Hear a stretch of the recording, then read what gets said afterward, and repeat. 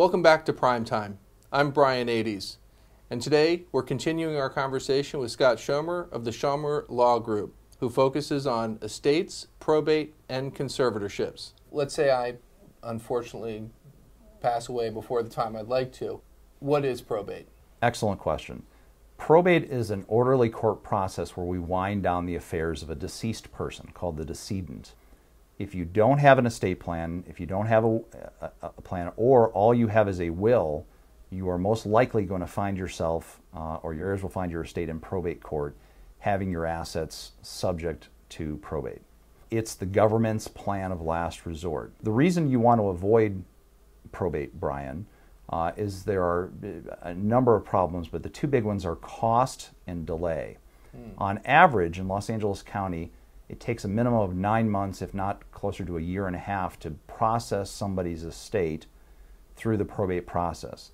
This presents challenges, of course, if you have minor children, if you have a dependent spouse, or other people that are depending on you for financial support. That's one challenge. The other challenge is the financial one. On average, the cost of processing your assets through a probate administration process are about 4 to 8% of the gross value of the assets. That's a lot. That's a lot. So let's say I have a loved one who's passed away and they didn't have a will, a trust, or a conservatorship. What happens physically to the property? Who's in control of it? Is the family responsible for the debt? Tell us a little bit about financially what happens to the asset. I like to think of probate as a three-step process. The first thing is that somebody petitions to put an individual in charge. If there's a will, that person who's going to be put in charge is typically called the executor. If there's no will, that person is going to be called the administrator. They're the same person, but essentially the court empowers them to exercise all the rights of the owner.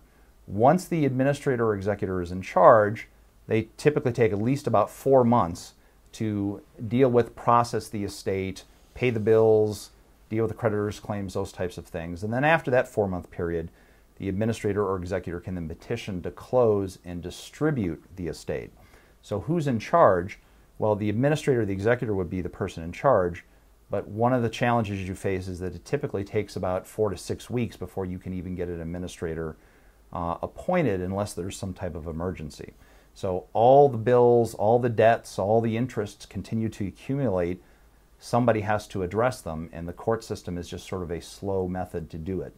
This is one of the reasons why you want to put a good plan in place, is if your assets are sitting in a trust as opposed to no planning, then the person who is the trustee can take over and go to work immediately. Got it. Thank you, Scott. Really appreciate your time today. It's great talking to you. It's my pleasure, Brian. Thank you.